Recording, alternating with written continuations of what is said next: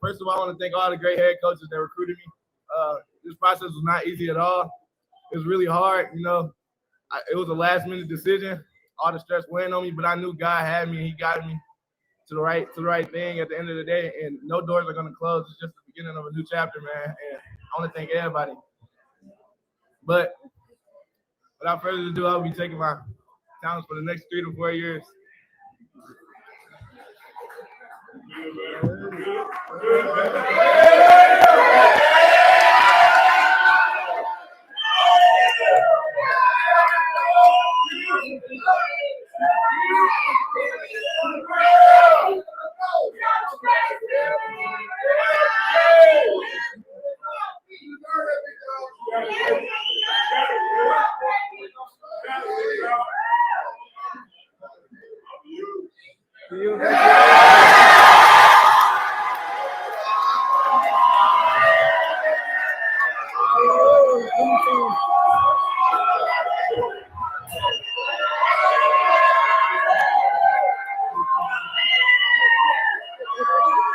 That was an emotional Jacob Eberhart making his college decision and announcing he will be going to play at the same university that his father played at in the early or late 90s and early 2000s. Welcome in to the Illini Inquirer podcast. It is Jeremy Werner back from St. Louis, where I got to cover that great commitment announcement. No hat tricks, none of that. A lot of emotion, though, as Jacob Eberhart, whose late father, Jason, died a couple years ago, but he is following in his father's footsteps to play at the University of Illinois. And what a big recruiting win for Brett Bielema. Welcome in. Let's talk about it. Just me solo today as we record this on an early Sunday morning after traveling back from St. Louis. But this is a big get for Illinois, and just kind of a reminder that this is a very, very good class. So we'll break it down. We'll break down what this means for the class, how he fits, what makes him a very, very special prospect. I'm going to write a feature story on this. I have a story up about what it means. I have a story up talking with Jeremy Macklin, who's his high school coach. You remember that name? I think we had a punt return touchdown against Illinois, one of those Illinois-Missouri games where Missouri won all of them. He was a two-time All-American, NFL Pro Bowler, and pretty good resource for Jacob Eberhart throughout this process. But this was an emotional day. Obviously, I caught up with his family. Antonio Phillips is his older brother. His father also was Jason Eberhart, and he played at Ball State. His first college game was at the University of Illinois, going up against his dad's school, and he was a very good college player. Marcus Golden is in his corner because he's a cousin of the Eberhart family. Terry Hawthorne is actually related to the Eberhart family. So there was a lot of support around him and a community that helped him get through what no one wants to have to go through, which is losing a parent. But Jacob also lost an older brother in Jason Jr., who died because of gun violence and just everything he has gone through. He had a community supporting him there, and they were all there last night. And it was obviously an emotional time.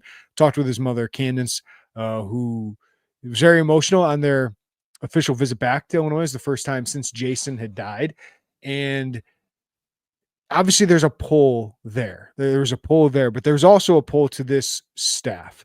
And they made it feel like family and made them feel comfortable. Obviously being closer to home, I think did help Illinois in this pursuit. But this was an all-out Illini effort. Thad Ward gets in there early. We'll talk more about him and his impact in the St. Louis area. Hiring Terry Hawthorne, getting him involved in this recruitment. But Brett Bielema, Aaron Henry, very, very involved to land one of the best prospects that Illinois has landed in this class. And all the hats that were sitting there on the table. Illinois, Oklahoma, and it became a very close battle between those two in the very end. But Missouri, Alabama, Nebraska. Illinois is winning these recruitments now. And I don't think we should overlook those. And maybe we should just get used to it. And that's a good thing for Illinois to get used to. But after a 10-win season, after an 8-win season 2 years ago, after all the NFL draft picks Illinois has had, and then just a good recruiting operation and a good staff and building connections, and whether you think this family thing is a bad marketing line or not, they make it feel real. They make that feel real, that relationships really matter, and the entire staff gets involved in recruiting, including the head coach and including the coordinators. Like, it is just, it's a really good operation. And when you can back it up with wins in NFL development, all of a sudden in one class at Illinois, they have 5 composite 4-star recruits. Illinois had 5 4-star composite recruits during the entire Lovie Smith era. They had 4 during the entire Tim Beckman and Bill Cubitt era. They had a lot during the Ron Zook era. That's what, Ron Zook, he brought the talent in to compete against the rest of the Big Ten, and why he was the head coach for only 7 years and not longer was because he didn't maximize all of that talent. You feel like Brett Bielema's got a good chance to do that with the staff he's put together and what he's done with lesser talent, really, in the Big Ten for the most part, but he gets the most out of it, doesn't he? With the NFL talent they are producing. Like, Lovie Smith left some good players. He's developed those guys in the NFL players, the transfers he's able to get, and then a couple of his own, like a Gabe Backus and Xavier Scott. Good eye for talent, and then you get the most out of them and put them in positions to succeed. But this is a huge commitment for Illinois. Eberhart, number 309 in the composite rankings. But it's just the style of player that he is. At 6'3", 205, he's very long, very athletic, but also physical. And Illinois envisions him as kind of this new era of safety that is the mix between a safety and linebacker, right? The college game, the NFL game, linebackers are changing because there's not as many true linebackers on the field because you're spreading people out. The game is about space now. The rules have kind of really encouraged that as well. And I do think we're seeing the running game kind of reestablish itself in the NFL. It's not all 5 wide receivers out there, but you got to be versatile. And when you think of Jacob Eberhart, that is the word you think of. At 6'3", 205, he can cover tight ends. He can cover in space. He's a phenomenal high school receiver, 45 catches, 790 yards, many touchdowns last season. Some schools are recruiting him as a wide receiver, Power 4 schools. That tells you about his talent on that side, that he's not only big, but he's got the athleticism to turn a screen into a touchdown pass. He can go up and get it. He's got great ball skills. If you put him at wide receiver, I think he'd be a pretty good prospect on that side of the ball. Illinois' got a pretty good class there. But what makes him so enticing as a safety is he's got a lot of the things that make Matthew Bailey good. Matthew Bailey's 6'2", 215, physical and run support, but athletic enough. He's good ball skills. But Eberhart as a prospect, Bailey has already shown himself to be, and I think he's becoming a college star. I think this year could really be where he solidifies that. I thought in the back half of the season, he was a star for Illinois. Just the plays he made on the ball, 7 pass breakups, an interception, a couple forced fumbles, just such a key piece that he's kind of like a linebacker, but he's got the movement skills of a safety. Eberhart feels like, talent-wise, is a souped-up version of Matthew Bailey and is one of the bigger fans of Matthew Bailey. I don't say that lightly, but that's the athletic talent that he has. And I can tell you, Illinois feels like this is one of the best gets that they've gotten in the class. Nick Hankins out of Belleville West, a defensive back, I think is fantastic. Obviously, Nasir Rankin, top 100 prospect out of Chicago Morgan Park. He's really, really good. But this is a big one. Eberhart has as high of a ceiling as anybody in this class, and I think his floor is very, very high as well. So to get him, even though, of course, this is one you want to get, and maybe you have an inside track of getting because of the family connection, but it wasn't a given. Oklahoma made a huge push. I can tell you about a month ago, Illinois felt really good about where it's at. Missouri did not. They thought that Illinois was the team to beat here, but they took visits to Nebraska, which obviously Nebraska is struggling, but it's still a program with some cachet. And I think Matt Rule is a pretty good coach. And we'll see if they can take another step forward this year after finally making a bowl game. But Oklahoma is still thought of as kind of Oklahoma. They won 10 games a couple years ago under Brent Venables. Many Heisman, contenders.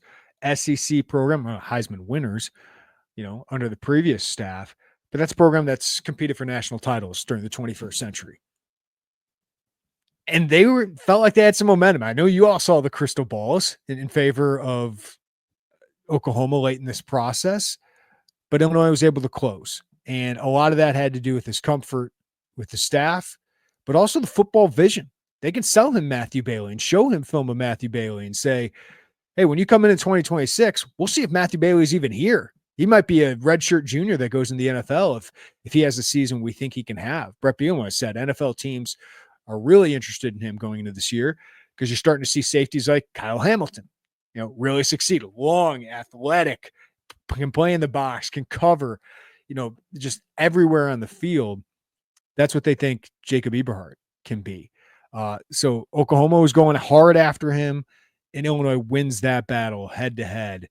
And it's just becoming more of a regular occurrence that this is happening. Illinois, now the number 22 class. I told people, some people got bothered. They're going to fall a little bit as other teams really start to stack these recruits. But, 5 4-star composite prospects with Rankin, with Hankins, with Eberhart, offensive lineman Kai Pritchard, linebacker Cam Thomas.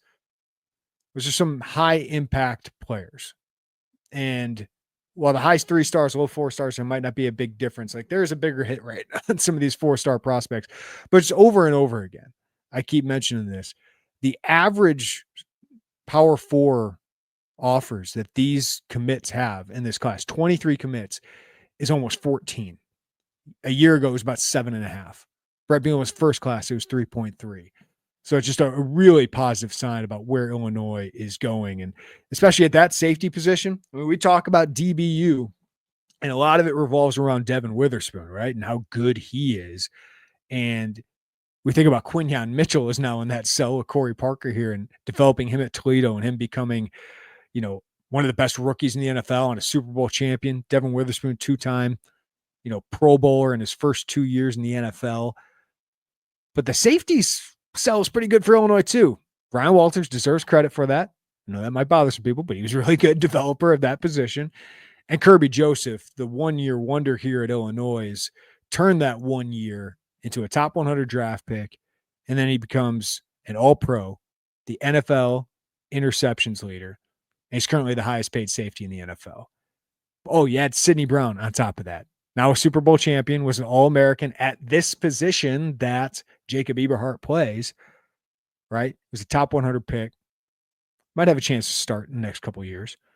But Kendall Smith was an all Big Ten guy. Didn't end up sticking in the NFL, but went from, kind of what is he? Where is he going to make an impact to a starter, 5 interceptions, all Big Ten kind of performer. And now Matthew Bailey is now kind of a star at this position. If you want to add in the star position itself, the nickel, Illinois considers those safeties that kind of play more like corners. But Quan Martin is basically a safety in the NFL, and he was an all Big Ten guy, 2nd-round draft pick. Xavier Scott is a 2-time all Big Ten player and will be a draft pick. Heck of a sell. And just a heck of a line of safeties that they are producing at Illinois. Like Miles Scott and Matthew Bailey are the unquestioned starters going into this year. I think Matt Krasetich could start in the Big Ten. I thought he looked really good when he did start a game last year, and I think he's capable of that. Former 4-star pick Sabor Kareem, I think, has a chance to start at programs. It just he happens to have Matthew Bailey in front of him. And then you had Andre Lovett, Desmond Strout, and Isaiah Williams, some good recruiting wins into there. But Eberhart is the biggest of all of those. So I would even, Hankins is a heck of a corner to add to your mix. So, we're sitting here about a month ago where DB was the biggest kind of need in this class. And I don't think any of us was concerned at any point, like Illinois is going to land good defensive backs because the sell is just too good. The recruiting is just too good. The position is like the strength of this team. So now just a month later, Almirian Thomas was the only commit in the secondary for a while. Now you add an Isaiah Williams out of Texas who had a ridiculous offer list before he got hurt his junior year. So maybe Illinois gets a buy low there of a guy who Ohio State and all these SEC programs were in on. And then you had Nick Hankins, one of the best prospects you've had in the class, one of the top prospects in the state of Illinois, and definitely the top prospect out of the Metro East. And then Jacob Eberhart. And both of them from St. Louis. Summer is here. More sun, more light, more time to do all the things that make summer so special. And the number one thing you don't want to be doing all summer, spending hours cooking inside. That's where Factor comes in. Factor's chef-crafted, dietitian-approved meals are ready in just 2 minutes, taking the hassle out of eating well. Factor meals arrive fresh and ready to eat, perfect for any active lifestyle over summer and beyond. And with 45 weekly menu options, you can pick gourmet meals that fit your summer gains and goals. Choose from options like Calorie Smart, My Favorite Protein Plus, Keto, and more. Factor powers your day sun up to sundown with nutritious breakfasts, on-the-go lunches, premium dinners, and guilt-free snacks and desserts. Factor has your whole day covered. So enjoy more this summer. Get Factor if you want all the flavor and none of the fuss. Get started at factormeals.com/Illini50off and use code Illini50off to get 50% off plus free shipping on your first box. That's code Illini50off at factormeals.com/Illini50off for 50% off plus free shipping. Factormeals.com/Illini50off. So let's switch to there. Because obviously, Lovie Smith, no matter what you want to criticize him for, and there's plenty of things, the one thing he did well was get Illinois into St. Louis. He saw that was an area that, one, a former Rams defensive coordinator who went to a Super Bowl there with the Rams, that maybe he could get in there. And he hired people that could recruit that area. Thad Ward, had some ties to the area and really worked to build those ties. And then he hires Corey Patterson, helps him get some of the best prospects that Illinois landed during the Lovie Smith era. Some of those 5 4-star composite players he got, obviously Isaiah Williams, Shaman Cooper, were a couple of those. And it paid off for Lovie. Like, there's some good players from St. Louis. But then Brett Bielema gets hired, and Illinois just didn't really make an impact there. It was really the focus in state. And obviously that's proven to go really well for them, and Florida. But now you're starting to see the map kind of expand, and that includes St. Louis, because Bielema, in his in-state efforts, started to get more into the Metro East, right? You're able to get Brandon Henderson and JoJo Hayden out of East St. Louis, Melvin Priestley as a transfer. Then last year was a pretty big one. Carson Boyd is from O'Fallon, the Illinois side of the river, but played at St. Louis Cardinal Ritter. And to get him away from some Big 12 programs that were recruiting him, some SEC programs are kind of showing interest in him. Too many people thought he was too short, but it seems like that might be a mistake, because Illinois is very encouraged about what they saw. But they're still losing some battles, like CJ Bass out of East St. Louis, Jason Dowell out of Belleville. They missed on last year, who's at Althoff. But you started to see them get into more battles after he hired Thad Ward, kind of help him get back into that area. And then he kind of doubles down and gets Terry Hawthorne back on his staff. Terry helped them get into East St. Louis when he was first on Bielema's staff. And now you're starting to see them go across the river and get some players. And to get Hankins, a Metro East, and then Eberhart to go into enemy territory across state lines and steal Jacob Eberhart from SEC schools is massive. It feels big.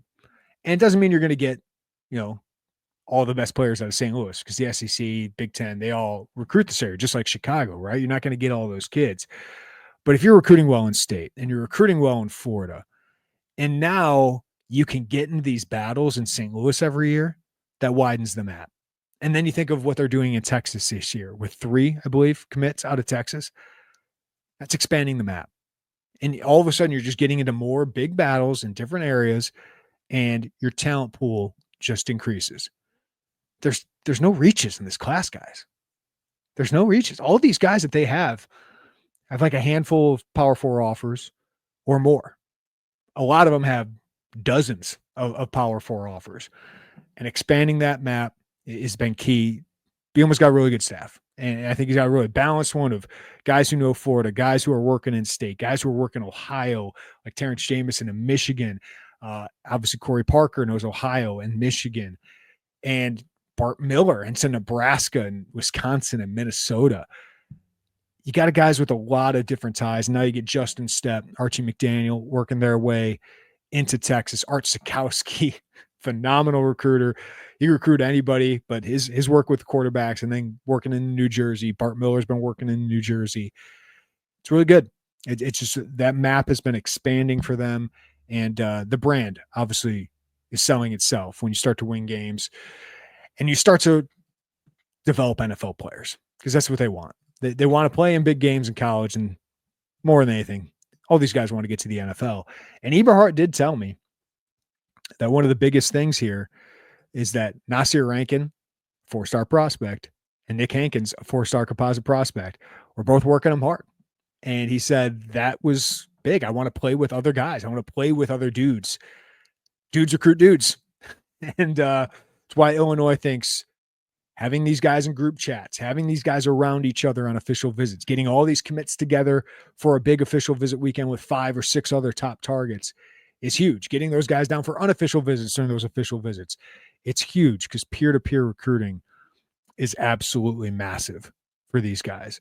So big get for Illinois in this class of 2026. And I'm just really, really high in his talent. And I know Illinois is. And you project ahead, if Matthew Bailey's here in 2026, that's a great thing for Illinois. But Eberhart could be in that mix early. If Bailey makes the leap to the NFL, I feel like you got some guys that could play, and Sabor Kareem and Matt Grossetich and Miles Scott will be gone by then, but Andre Lovett could be in that mix. But Eberhart could find a way onto the field early, given his physical talent and given the people he's been around, man. Jeremy Maclin, Marcus Golden, NFL guys, decades-long NFL guys who have really succeeded at a high level. His brother played at a high level. He's got a really good support system around him. So now what's next for Illinois? Well, we've kind of entered fall recruiting now.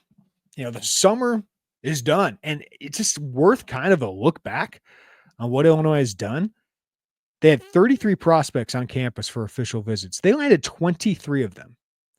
That's a 70% hit rate. Previous years, it's been more around 50. So to have a 70% hit rate on those guys is really, really impressive. And it's almost more impressive when you look at where else they went. Somebody wrote this on the message board. Sorry, I don't have your handle here, but I've done this before, but it's kind of worth an update. Of the 10 guys that they had on official visits, they didn't land.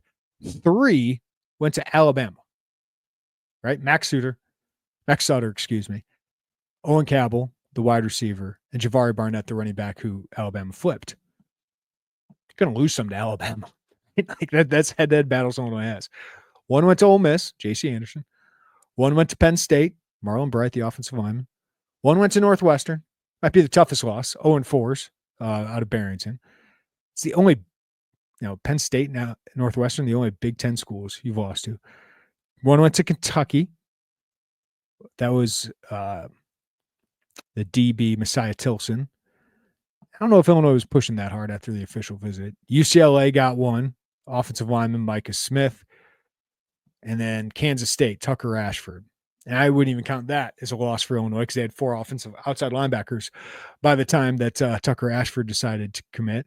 And then 1 is uncommitted. That's Kamal King, Florida defensive back, unranked. Illinois didn't end up really pushing for him. It's a pretty good hit rate. Pretty good hit rate for Illinois. They do this official visit thing well, and it's what you want. You want to take advantage of a 10-win season. You don't want a final, the national championship 2005, Illinois basketball. You get to a national championship, you got to take advantage of that. You got to get some premier prospects. And the program kind of went down after that. So when you get 10 wins, you want to take advantage of that. They have done that throughout the next year, right? To get to this point. Of course, without an early signing period, the key now is holding them till December. Illinois is going to try and flip some people. We'll get to that here in a second. But other people are going to try and flip your guys. And, when it's like I'm not using this for a reason, but like Eberhart had all these suitors and Rankin had all these suitors. You think they're going to quit? No, they got till December, the first week of December, to try and flip your guy. And when you have talented players like this with all these Power 4 offers, it's a battle until the end. And that's why it's important to get them back on campus, and to recruit those guys is hard. So when we look at the class of 2026 and you're thinking, where's this going to end up rankings wise? The biggest key to all of that is keeping your guys that you have now. So that'll be the biggest thing moving forward. But also, you turn it to flip season and eval season. And Illinois has shown to be pretty good in eval season, whether it is Matt Bailey or Matt Grossetich or Tanner Heckel or Gabe Akis. They have found some guys later in these classes. Xavier Scott would be another one of those under this staff, right? You can go back and Sidney Brown, Devin Witherspoon were involved in that as well. But some of the late additions they have had in these classes have been some of their best. And then some of the biggest gets they've had have been flips.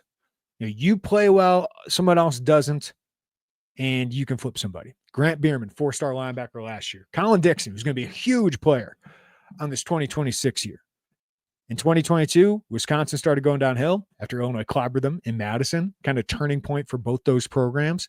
They fired their coach. Illinois had a good relationship with him, had him for an official visit. They're able to flip him. Same thing with Bierman. He had a relationship with him. You were in the mix. He picked Purdue. Purdue went downhill, obviously, and you're able to flip him. That's what the next several months are about. And with rosters expanding, Illinois is going to invest more scholarships into their roster. So this class could be big because you're already losing 28 seniors in this class. So now you could still add about a handful of guys in this class if they want to. You're going to save a lot of spots for your transfer portal haul because when you look at the players you lose, Luke Altmaier, Tanner Arkin, almost your entire offensive line, 4 of them are all seniors. Defensive linemen, James Thompson will be gone. All your outside linebackers. You lose potentially 2 starting linebackers in Dylan Rosiak and Kenena Odelui. You lose Xavier Scott and Torrey Cox Jr. and Miles Scott. You're going to have to replace a lot next year. That's a next year problem, but you're going to need a big transfer class. You need to go starter hunting, right, for a lot of those. Now you have guys developing, and that's a good part of having retention and building a program. You're going to have to go starter hunting, but still, I think Illinois has got the space to add a couple more guys to this class, and they're going to be aggressive, man. Like they built some good relationships with some of these prospects, and they're going to continue to try and do that throughout the fall and see if they can flip anybody just like they did Grant Bierman last year.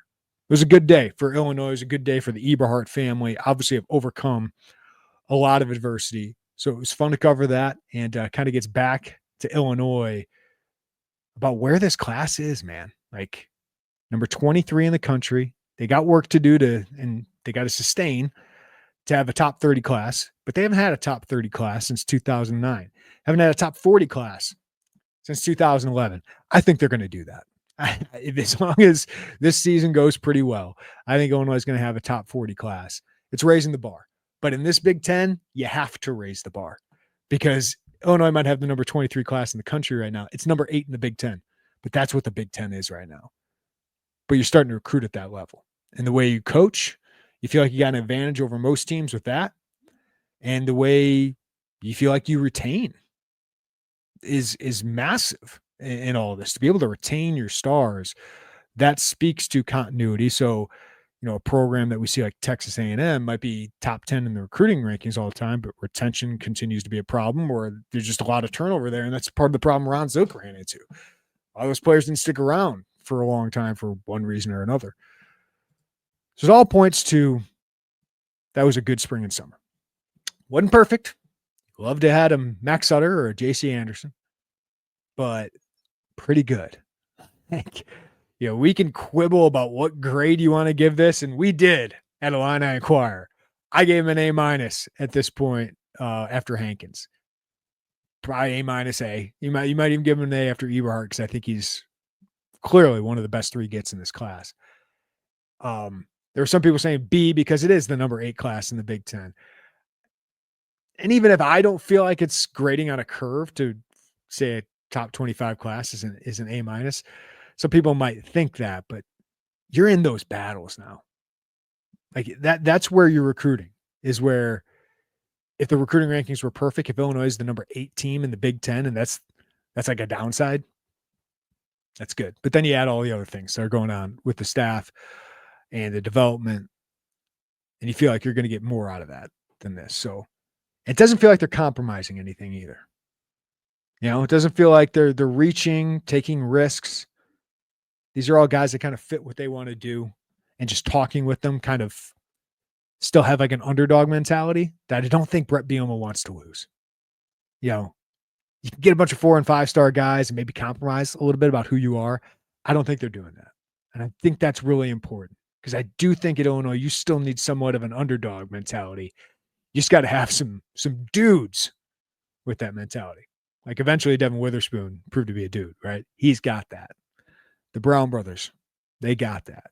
And I feel like some of these, Jacob Eberhart was telling me yesterday, talking about how the haters inspired him. He's a 4-star prospect, got haters, but that's in him. That's in him. And I think that's really important to have that. So another really good day for Illinois football. A couple weeks where it's like, you missed some, but this makes you feel pretty good to end the summer out with this one. And now we got Big Ten Media Days coming up. We'll talk with Brett Bielema and Luke Altmaier and Xavier Scott and JC Davis. We're hoping to get a lot of those guys on the podcast. Josh Whitman will be out in Vegas. So that starts on the Illinois out there on July 22nd. So Joey Wagner and I will have full coverage of that. We got plenty coming up on basketball as well. Derek Piper will be out on the recruiting trail here as Illinois basketball staff tries to get a foundation. I wrote a story about that at IlliniInquirer.com. And if you're not an IlliniInquirer.com VIP member, now's a great time to sign up. $1 for your first month. Try us out. Got more in-depth coverage coming on Jacob Eberhart, and obviously everything with basketball and football moving forward with the season going on. Our position primers will continue. But appreciate you even if you just listen to this podcast. If you're watching on YouTube, hit that like button, subscribe, hit the notifications bell as well. If you're just listening on the podcast, give us a follow, rating, and review wherever you get your podcasts. All right, everybody have a great day. Take care of each other. We'll talk to you next time on the Illini Inquirer podcast.